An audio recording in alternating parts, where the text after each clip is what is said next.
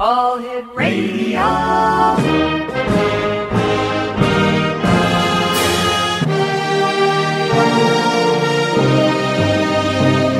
Welcome to the X Zone, a place where fact is fiction and fiction is reality.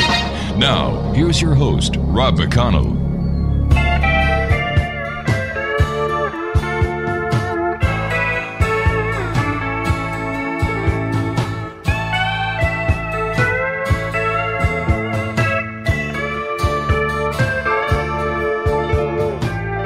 Night was dark in the mountains, as the story goes. An Indian tale brought him out where only the Sasquatch goes. The moon was playing hide and seek, made the shadows come and go, looking for something they thought they'd find on the Bernie Creek Forest Road. The stories that intrigued them, they'd heard around the bars. Indian chant, an old black witch, and a man that was marked with scars. Three of them went looking for things they shouldn't see anymore. I just don't know, 'cause they all went with me. Welcome back to the X Zone, everyone. My name is Rob McConnell. We're coming to you from our broadcast center in Hamilton, Ontario, Canada. Worldwide toll-free 1-800-610-7035. My email address is xzone@xzoneradiotv.com. On all social media sites, X Zone Radio TV. And you can listen to the X Zone 724-365 as well as our live show at www.xzoneradiotv.com. We're going to be talking about Bigfoot this hour. My guest is MITCHEL TOWNSEND. And Mitchell sent us an email this afternoon, and we just had to get Mitchell on to talk to us about this fascinating discovery and the paper that he has. So without further ado, Mitchell, welcome to the X Zone. Thank you very much, Rob. Thank you very much for allowing me to speak to your listeners about this wonderful science. All right, Mitchell, why don't you give us a bit of the history behind the paper that you sent me? I've had a brief look at it. It looks very amazing, I must say. So tell us about the history, the Bigfoot connection, and the paper. Perfect. First of all, my research has been related to other types of scientific discovery, but we came across a significant amount of what we call dental, morphological, physiological evidence around the Mount St. Helens region, which is close to where I teach at a couple local colleges. And I was up in the Mount St. Helens area about the spring of 2013 and came across a bone field. And one of the features of that field was a stack of bones. Upon examination, they looked like they had what looked to me like giant human incisor marks that had been taken out of those bones, which is interesting in the fact that there was no other scavenger activity in the area, and that's always significantly important in this type of ecosystem. After that, I went ahead and called an investigator from Bigfoot Field Researchers Organization, because we were unable to identify a currently classified carnivore taxa based on the tooth structures, or what we call dental avulsion attributed injury signatures. And they sent an investigator out and ruled out any type of currently classified carnivore taxa. Part of my information gathering strategy to gather additional information was to design and teach two college-level courses, the first in world's history related to Bigfoot. One was called CSI Bigfoot, Where Legend Meets Science. That was taught in the spring of 2013, section 14. And another class called Bigfoot Solved, Proving the Legal and Scientific Case for Addition of a Great Ape Species in the Pacific Northwest. Two of my students from those courses actually found two other geographically separated sites with the exact same characteristics. So what we had at that point was not an anomaly, but 3 geographically separated prey bone assemblage sites. And that was really the beginning of this research project. So what you are basically saying, and please correct me if I'm wrong here, Mitchell, that there has been a hominid that has been discovered that has not been classified or identified before? That is correct. What we've discovered through scientific analysis called biotic taphonomy and neoichnology, one is the taphonomy is a study of tooth structures or tooth signatures on different types of bones with disarticulation strategies. The neoichnological, the neoichnological are behavioral scientific structures and signatures. And what we were able to determine through scientific analysis on both of those disciplines was that what we had was a giant hominin type unclassified carnivore taxa that was resident in the Mount St. Helens region of Washington State in the United States. Right. We were able to prove that with scientific analysis. Now, I know, having done this show for 20-some-odd years, and have had many people on the show talking about Bigfoot, that is an area where Bigfoot sightings have been, have occurred. So would this lead you to believe, or is this still a stretch, that what you have actually done is proven the existence of Bigfoot or a hominid creature? We have definitively, through scientific analysis, conclusively proven that we don't call it Bigfoot. Okay. That is a term that others use. We use a scientific term, an anthropological term called hominin, which is a subset of hominid, which is contemporary Homo sapien, which is us. We've been able to scientifically prove through dental signature analysis that indeed we do have a giant unclassified creature living contemporaneously and has been historically in the Mount St. Helens ecosystem literally hundreds of years. My goodness. How could this, first of all, what is the size of the creature based on your findings? We were able to also identify footprints and a 96-meter track line.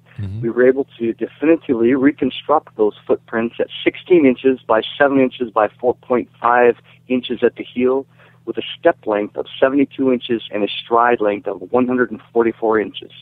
By comparison, a Homo sapien, or a current contemporary human, has a foot size of 10.76 inches by 3.6 inches and a step length of 31.10 inches with a stride length of 62.20 inches.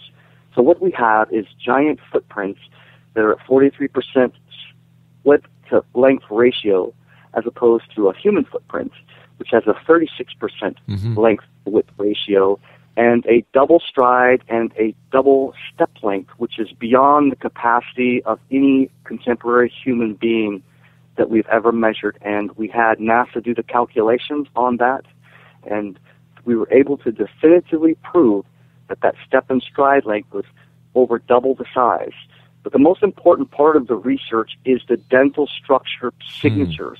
We were able to identify 7 scientifically confirmed dental, we call them avulsion-attributed injuries, or tooth mark signatures, to include bone peeling, double-arched molar structures, triangular impressions, linear scoring, shell-shaped incisors, and mamelons. We were actually able to definitively and conclusively identify 2 different creatures. One was a juvenile, and the other one was an adult. How tall would you say the adult was? The adult, according to the calculations, came in at over 8 feet, 8 inches tall. My Lord. So how is it possible then, Mitchell, that this creature could still be existing, avoiding human detection, with a size of over 8 foot tall? And it's like, wow, you have the smoking gun of Bigfoot. We truly believe we have solved this phenomenon once and for all, and there is actually a very large amount of historical and contemporaneous evidence that is occurring and illuminating itself regularly. There are hundreds of sightings, pictures taken, and other types of DNA evidence that's illuminated and collected every year. So it's not eluding scientific discovery or human sightings. Well, we haven't seen any definitive photos of Bigfoot. We haven't found a Bigfoot, dead Bigfoot. Exactly, a body. Exactly. That's the question I always hear. Where's the bones and where's the body? Exactly. And I would like to give your listeners an analogy. Okay. I've been in the forest myself, in the military, as well as a hiker and a tracker for over 35 years. Okay. And I say this to those people. First of all, the expanse of the forest is vast. You can step off the road 10 or 15 feet and turn around and you've lost the road. Secondly, there is currently classified carnivore bears, grizzly bears, brown bears and black bears, as well as mountain lions, cougars. You very rarely ever see especially a cat skeleton in the forest. And so we have a very classified creature as a cougar, and yet the existence of definitive cat skeletons is extremely rare. So that's an excellent parallel for your listeners to understand. Have you looked at the Roger Patterson film of Bigfoot? Yes, I have. I have studied every piece of Bigfoot evidence in existence to this day, including the Native American legends that have stretched back over 12,000 years. Okay, let's go back to the Roger Patterson film for a second. Absolutely. Does the size, the gait, and all the information that you have match that of the Bigfoot that is seen in the Roger Patterson film? Interesting question, and I would say it does not match exactly. The footprints are very clear and do come down into a pattern or a definitive structure. Right. The stride length that they measured is also matches exactly. But what we're dealing with here is a natural occurring creature that has interspecies variability in size, in hair color, in body type, facial structure, and dentition physiomorphology, just like you would see in the human population with different sized people, different colored eyes, etc., etc. There is a base profile. Okay. I'm sorry, I didn't mean to cut you off there. That's fine. How will your discovery change the status of Bigfoot, Sasquatch, or hominid? We hope, finally, that we're able to definitively put these questions to rest through scientific dental physiomorphology signature that we have situated in current contemporary scientific literature by using world-renowned scientists in our essay. We feel and we challenge the world's leading anthropologists head-to-head to examine these bones. We have the bones. The bones don't lie. Right. They have the tooth marks, and haven't been damaged, fire damage, firearms damage. They have not been touched generally by scavengers, except for a small amount on one of the sites. We stand ready and willing and able to meet any scientist anywhere, anytime, and bring the evidence to them so they can publicly examine our findings side by side with their own independent analysis. We are confident, 100% confident, that our research will stand. We've sent it over to over 32 existing anthropology professors that are currently teaching in the field, and not one of them has come back with even questioning our conclusions. Currently, Dr. Jeff Meldrum from Idaho State University in the United States, the world's foremost authority on Bigfoot research, is helping us rewrite this. We've had the pleasure of having Jeff on the show a number of times. Absolutely. He's helping us and taking the lead role in helping us prepare our manuscript for publication to a peer-reviewed anthropology journal. What have the skeptics said? We've had a range of skeptics. Most of them want to question my academic background. A lot of them are very skeptical of the types of footprints that we were able to collect and cross-correlating them with the dental signature analysis. Most of the skeptics don't have the scientific education or have not taken the time to clearly examine our conclusions, and thus they are very premature in their protestations. However, like I said, we stand ready to meet the world's best scientists head-to-head for an independent public examination of all of the material, including pictures and the bone evidence. How old is the bone that you found? We found several bones. Remember, you're looking at 3 geographically separated prey bone assemblages. We were able to collect multiple samples from each geographical site. The first site that I found was fresh, and we were able to definitively prove that through a classification analysis of the degeneration of the bones. They had fresh meat still attached. Wow. The second and third prey bone assemblage sites also had fresh meat attached. And this is the interesting part. The deer in site number 1 had its skull, we feel, had been crushed. The site number 2 had the same similar site. Its head had been crushed by, it looked like a bat or some kind of concave type of weapon. The third animal was a bull elk that it had catastrophic spinal separation, which is inexplicable because there was no log or boulder in the area that would account for that. There's other significant pieces of scientific evidence as well, to include disarticulation strategies that are attributed to no known currently classified carnivore taxa. So what you have is a series of interlocking, mutually supporting scientific pieces of evidence that are conclusive, and as I said, we stand ready to present this evidence to the world. And what you have by the hominid using a tool is you have an undeniably intelligent creature.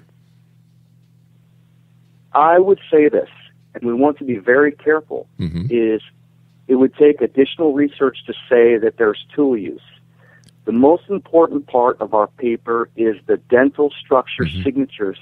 As I said, there are 7 scientifically confirmed dental signatures, not chimpanzee, not great ape, and giant, double the size of any possibility of any contemporary human. So what we're looking at is not an ape, it's a hybrid. And that would account for its intelligence, that would account for its ability to elude us, that would also account for its tooth structures. Do you think that there is a possibility that because you're going to be releasing this paper that you are saying that the scientific evidence has been established that there is a hominid that is coexisting with humans, that this may increase the amount of interest into finding Bigfoot, and we could actually be putting the Bigfoot in more danger than it already is? I've been asked that question many times, and I say definitively no. This creature, as defined, is extremely elusive. There is a huge amount of interest and historically has been, and yet no one has been able to shoot one that I know of, or we would have heard about it in the news. I don't feel that this creature is going to be any more vulnerable based on the publication of our research. We do have, through extended research, communication strategies. I literally take groups of college students up to study areas and give them a guaranteed Bigfoot experience because we've been able to establish these protocols. And consequently, I feel that the danger is minimal based on this creature's intelligence. It's a master hunter. Really? There is no possible way that a contemporary human being could even get close without its okay. What do we know about Bigfoot? In my opinion, we have a creature that potentially came down over the last few ice ages across the Beringia land bridge. The contemporary theory origination theory would be that it would be Gigantopithecus blackeye. We follow along that same theory, yet we also feel that this creature has been interacting with human beings, Native Americans specifically, over the last several thousand years. And thus, we have an intermingling of these types of Homo sapien and this other creature. And that is what we're seeing now. Based on science, based upon the evidence of its intelligence, and more importantly, and definitively and conclusively, its dental structures. These are hominin dental structures, yet 2.5 times the size of anything that's possible. And so you have a hybrid creature that is living, existing in all areas of the world, quite frankly. And we were able to definitively prove this through scientific analysis situated in current contemporary citations. Wow. We stand ready, as I said, and 100% certain that we have solved this once and for all. Based on your research, and I'm asking you for your personal opinion here, by farming forestry like we're doing in the Pacific West, are we endangering the habitat of Bigfoot? That's a very excellent question, and I feel that at some point, indeed, we are. That we have to identify and publicly affirm this creature's existence, and that's what we're trying to do without harvesting the species.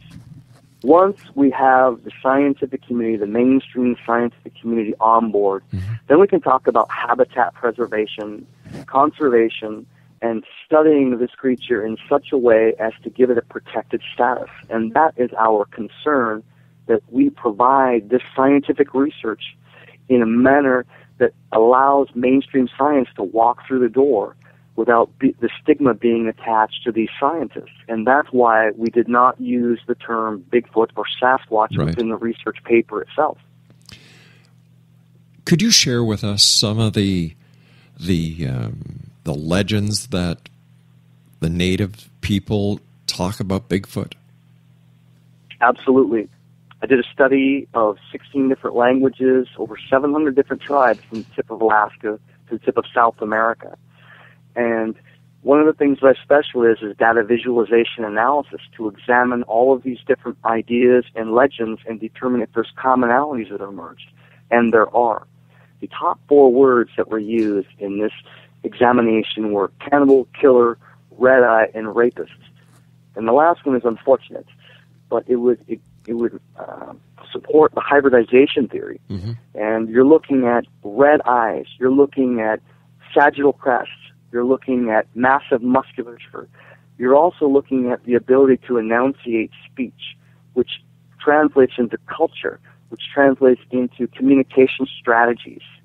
You're also looking at physical descriptions to include red eyes, yellow eyes, white eyes, black hair, red hair, blonde hair, white hair.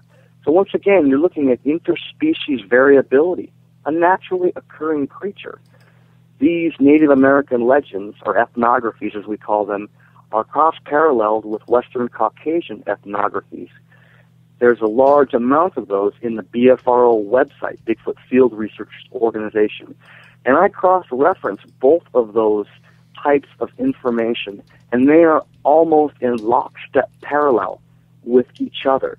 So what you have is mutually supporting data across 12,000 years of Native American oral traditions, petroglyphs, carvings, and legends, with current contemporary research science, sightings, and DNA evidence. Very simply, they're coordinated. The same types of language, the same types of descriptions. This is not a creature that is an anomaly. This is a naturally occurring creature that's been here for thousands, if not tens of thousands of years. Where have you had reports in North America and other places around the world where Bigfoot, Sasquatch, Yeti, abominable snowman, or hominid have been reported seen? There is a huge amount of historical evidence dating back to the ancient Greeks and moving forward.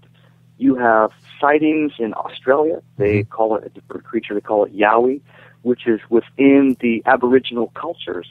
We have sightings in Eastern and Western Europe. We also have sightings from the tip of North America to the tip of South America. And I want to give an analogy to your listeners. There's only one creature in the history of the planet that has populated all of the continents, and that is Homo sapien, or Homo erectus.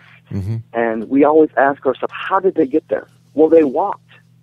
Yeah. So that would explain how this creature has able to populate all of these different continents. Simplicity is the basic answer. Absolutely. Yeah. And there's natural kingdom parallels with its behaviors, with its physical morphology, which is dental tooth structure, and with its ability to migrate across multiple continents throughout geological history. Mitchell, you and I have to take a brief commercial break. Would you be able to stand by? Absolutely. Thank you for the opportunity. No, it's us who thank you for sending the email, allowing us to read as much of your paper that I could, and for coming on tonight, because I believe that this is very important information. And I thank you very much for coming forward and sharing this with the X-Zone Nation. Thank you. X-Zone Nation, Mitchell Townsend is our special guest for this hour. Bigfoot, scientific proof of existence. You heard it here in the X-Zone. 1-800-610-7035, worldwide toll-free. My email address is xzone@xzoneradiotv.com. On all social media sites, X-Zone Radio TV.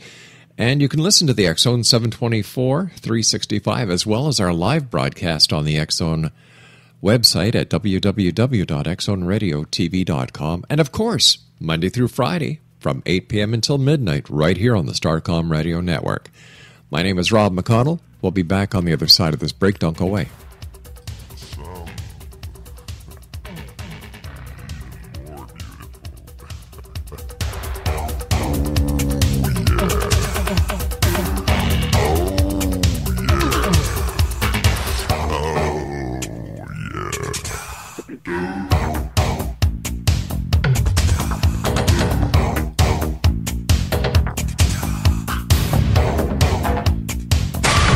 One Florida drug dealer made a serious mistake when he dared peddle his poisons on the schoolyard of Robert W. Morgan's preteen daughter. Morgan, a budding film director, tracked him to his hidden Everglades lair where his meth lab mysteriously blew sky high. When Morgan's demands to police to make grammar school playgrounds safer from drugs were ignored, he sought the counsel of CIA operative Frank Sturgis. Again, he was warned to give up what was becoming an obsession. Instead, Robert used his reputation as a filmmaker to infiltrate the mafia by stroking their egos and offering to make films for them offshore so they could import them as foreign product without paying taxes. When they agreed to build him a studio in Panama, Robert called the DEA and FBI and offered to work undercover. In time, their combined efforts revealed how the mob was secretly laundering billions of dollars through the Vatican Bank in Rome before returning to the States as foreign investments. Now read Morgan's story, Citizen Spy, Vatican Cover-Up, The Mob, Money Laundering, and Murder, available at Amazon.com, BN.com, and Borders.com.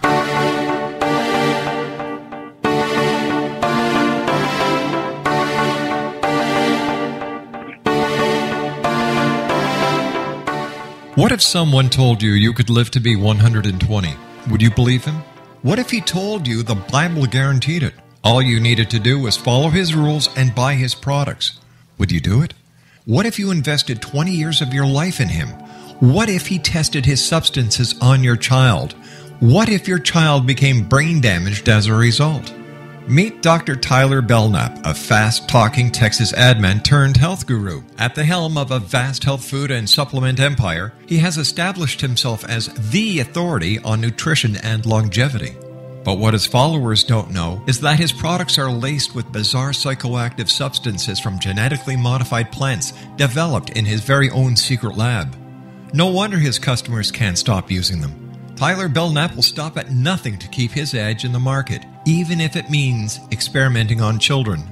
Chasing 120, a story of food, faith, fraud, and the pursuit of longevity, a novel from the pen of political cartoonist Monty Wolverton, is an easy and entertaining read full of rich characters and intrigue.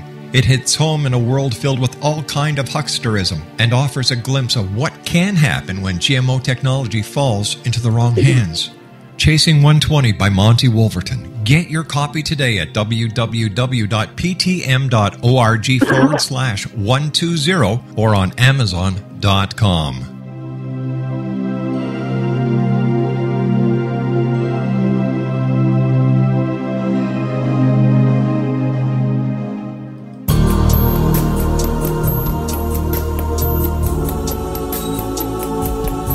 Unwilling to be the government's deadly assassin, gifted psychic Kahara Mitchell went AWOL and ended up buried under rubble in the wake of a great tsunami. She regained consciousness far from Earth on the medical ship of a Daguerreonian intergalactic fleet. Has she been rescued or abducted by aliens? The Chalice of Carrie, Kahira O'Donnell's latest paranormal science fiction romance, is the passionate story of an Earthwoman and her destined mates, twin kings from another galaxy. Kahara uses her gifts fighting alongside Lords Rom and Ra in a war that will determine the destiny of galaxies. The Chalice of Carrie by Kahira O'Donnell is now available at KahiraO'Donnell.com or at Amazon.com.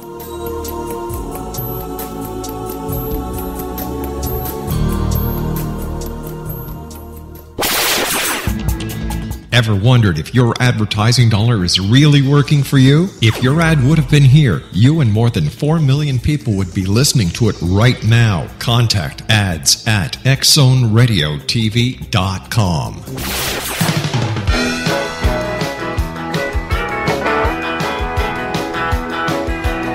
Out in the swamps, what you think I've seen? Something strange, you know. Sasquatch sitting on the cypress knee, and he was talking to Moccasin Joe. Well, the party they gonna have out in the St. John swamps. Sasquatch doing a brand new dance, and he called it the Bigfoot Stomp. Do the Bigfoot boogie. Welcome back, everyone. Mitchell Townsend is my special guest this hour. We're talking about, can I call it a scientific discovery, Mitchell? I believe you can at this point. Like I said previously in the last segment, we feel that we've conclusively, scientifically proven the existence of this hominin creature. There you go. You heard it right from Mitchell himself. And Mitchell, thanks very much for joining us tonight. Great pleasure talking to you. What was it like when you realized what you had found, what you had discovered? We were taken back. I was a little bit apprehensive about putting my professional reputation on the line related to this subject matter because of the stigma attached to this. But I also decided with my research partners that we had an obligation to do our very best in order to bracket this evidence scientifically to once and for all bring some scientific discourse and real science to this process so we could allow the world and mainstream contemporary scientists the opportunity to walk through this door and help us solve this phenomenon once and for all. We thought we had an obligation to do this regardless of what the consequences were, and we stand to this day presenting the evidence and letting the chips fall where they may. It's taken a toll on my reputation as well as my co-researchers, but we have an obligation, a scientific obligation, to put forth this data so the world can understand exactly what we found, how we've analyzed it, and then offer it as a handoff to mainstream scientists so they can take this and definitively and conclusively, once and for all, examine this in a public forum so we can set this phenomenon to rest. Tell me, other members of the media, how are they treating your story? I think it is a very significant, very, very, very important story that deserves immediate airtime. This has been one of the problems with the subject matter field, is that there's been so many hoaxers, and there's been so many people that have provided evidence that turned out to be inconclusive or outright hoaxes.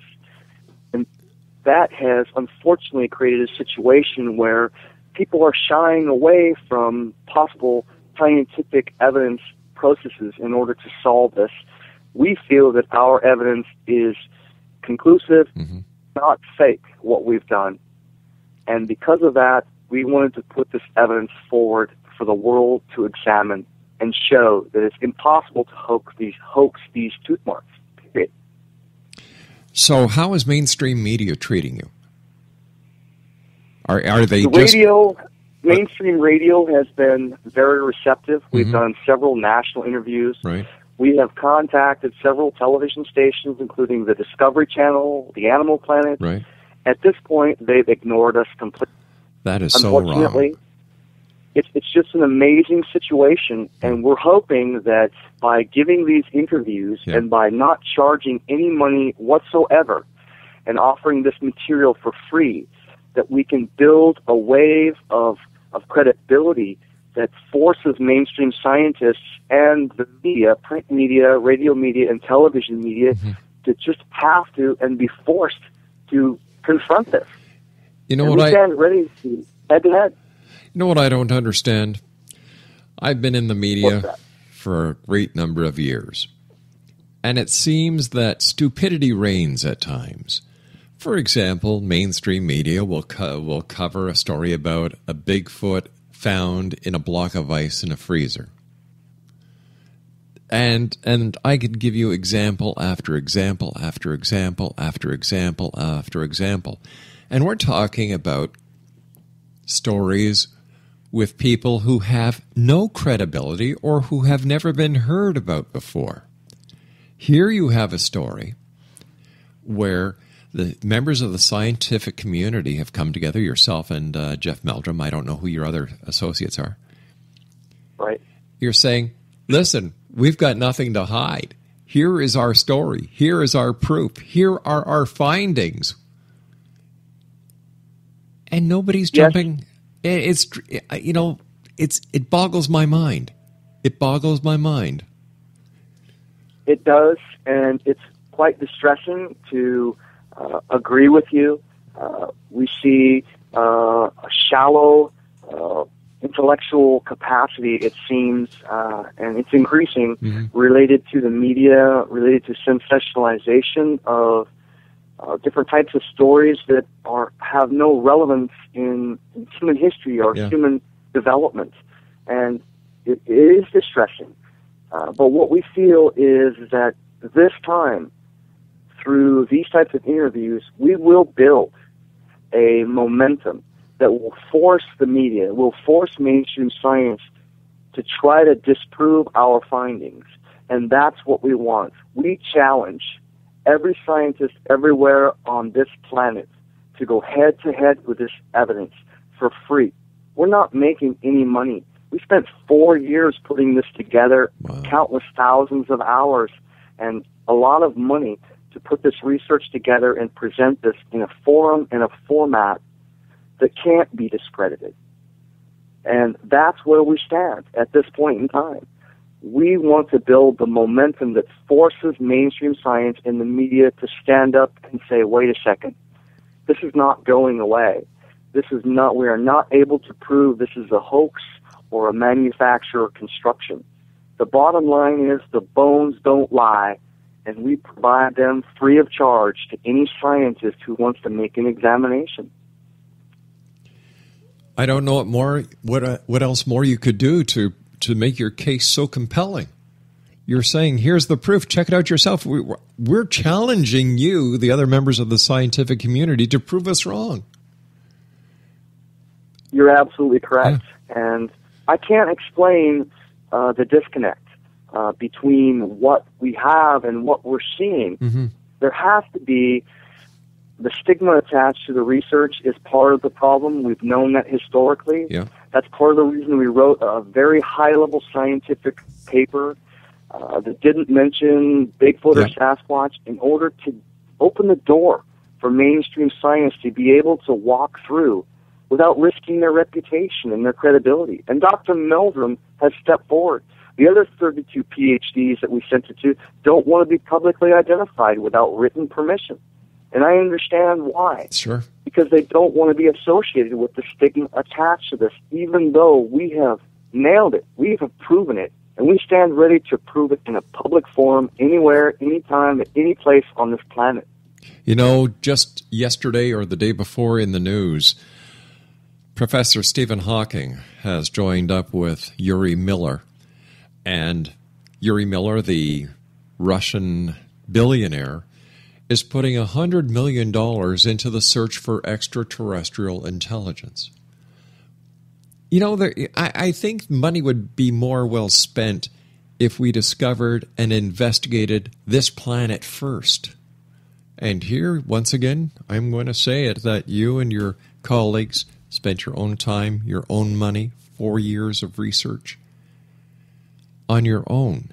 And Discovery Channel and other channels and other members of the media who, in my opinion, should be carrying this story, even if they're out there to prove you wrong.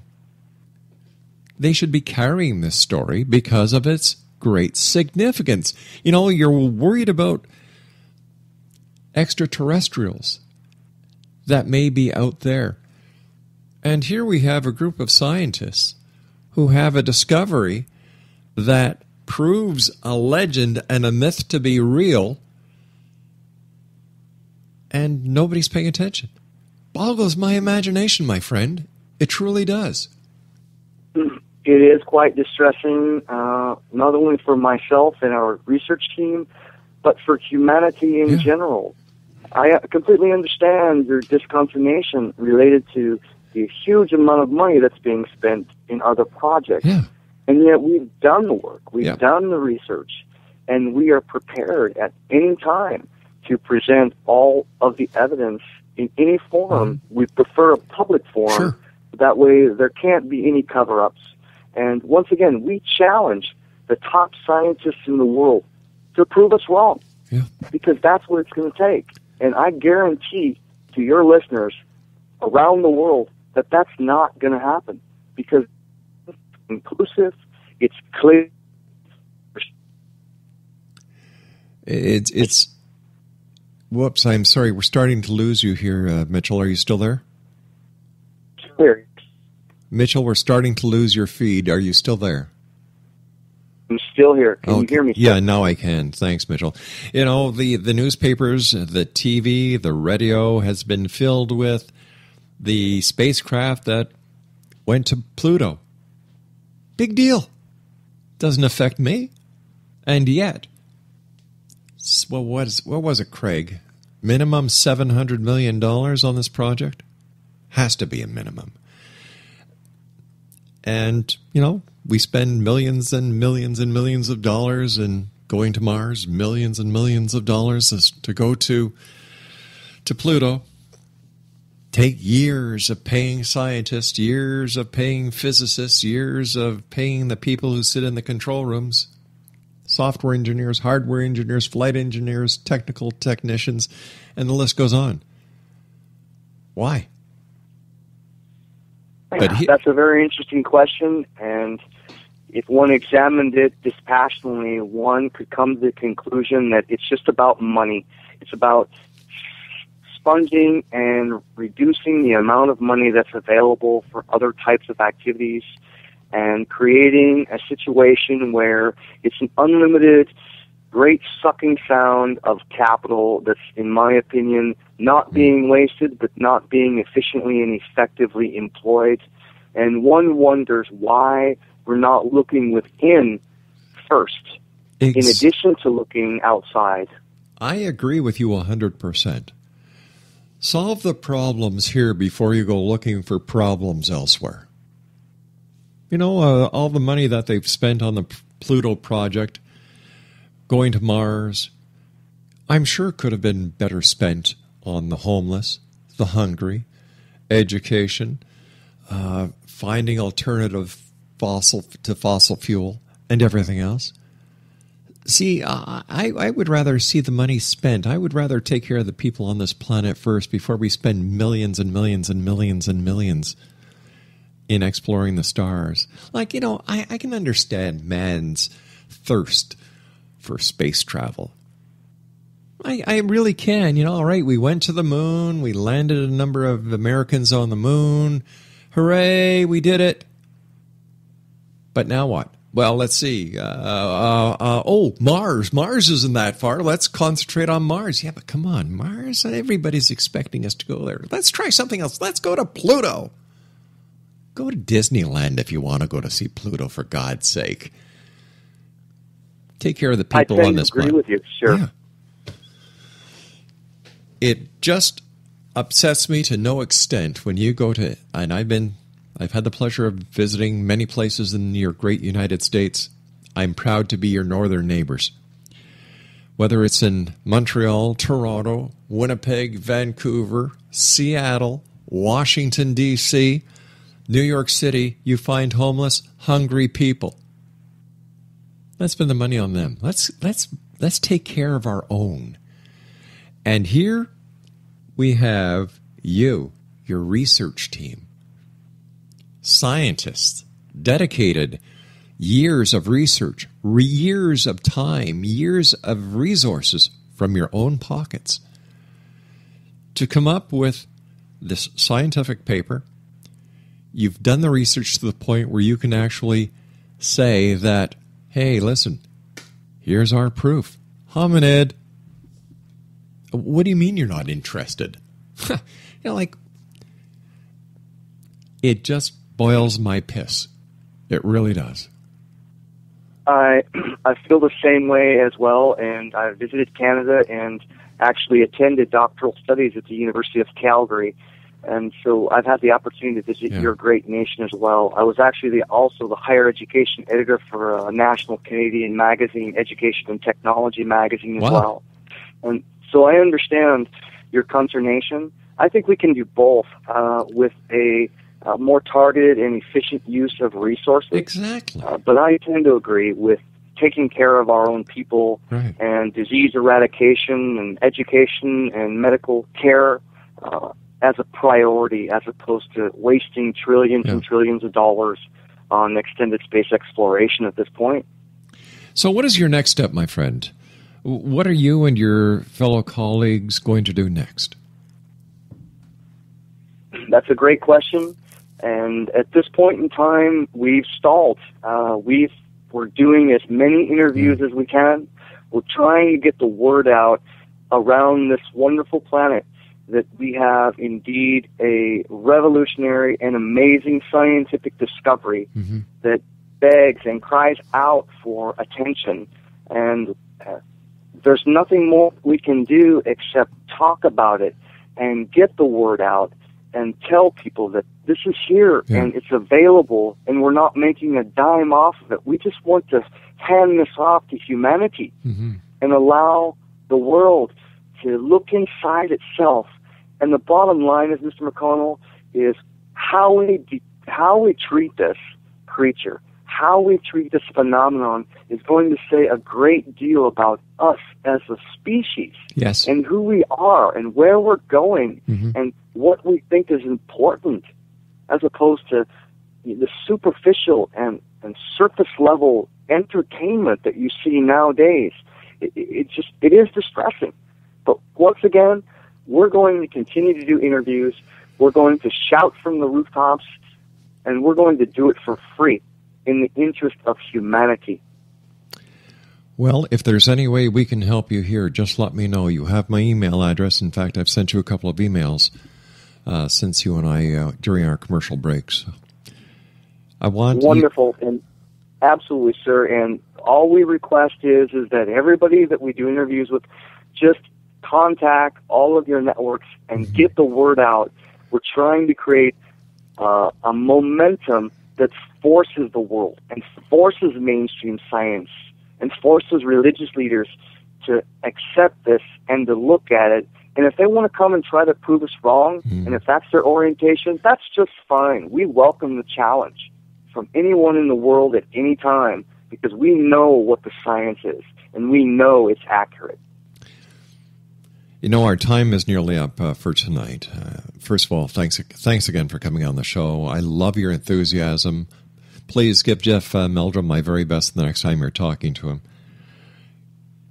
I will do that, sir. And thank you very much for the opportunity to speak to your listeners around the world. And once again, I want to leave them with one very simple statement. Please do.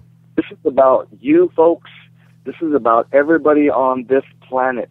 This is about looking inside ourselves to determine who we are as a species, where are we going in our development, and what we think is important. That is the bottom line. You know, I just thought of something as you were saying that to the Exonation. This discovery that you have opens up an unlimited doorway to other discoveries that live right beside us. What you've done is you've opened up the Pandora box and said, we have found this. Just imagine what else can be found if we all start looking right here in front of us instead of up to the sky. It's about cooperation. Yeah. And it's about sharing the knowledge with humanity. It's not about individual personalities or isms, religions, or political orientations. It's about us, humanity, together, cooperating to make this planet a better place. Let me just ask you this other question. You mentioned religion. How is the discovery of your hominin going to be seen in religious circles? There's two theories of thought related to that. One is that it can easily be inculcated or put in religious context. I'm not a religious scholar. I'll have to let religious scholars discuss that. But also, as a people, I believe at times religion stands in the way. If indeed we are finally able to get the world's attention, it's going to turn the notion of man and its relationship to God and the universe on its head. I think that's part of the problem, is that people can't handle the truth. And this is the truth. Instead of putting your head in the sand, we need to open our eyes and accept what and where the evidence leads us in a way. And that's the definition of scientific inquiry, and which distresses me even more, why scientists who propose to be in the religion of scientific inquiry are silent. It's a threat to the power structure, religious and currently contemporary scientists. It's a threat to their hold on power. It's that simple, in my opinion. Again, Mitchell, thank you so much for coming on. You have my contact information. Please keep in touch. And if there's anything we can do to help you or your associates, let me know. We'll help you any and every way we can. Thank you very much for your time, sir. And for your listeners, thank you again. Have a wonderful evening. You too now. Exonation. Our guest has been Mitchell Townsend. You heard it here on the Exxon. Scientific evidence that Bigfoot really does exist. Or hominid does exist. Well, that's it for tonight, Exonation. I'll be back tomorrow night at 10 o'clock as once again we cross the time-space continuum to this place that I call the Exxon. It truly is a place where people dare to believe and dare to be heard. So until tomorrow night, let's see, at 8 o'clock p.m. Eastern, right here on the Starcom Radio Network and Exxon Radio Show. Remember to always keep your eyes to the sky and your heart to the light.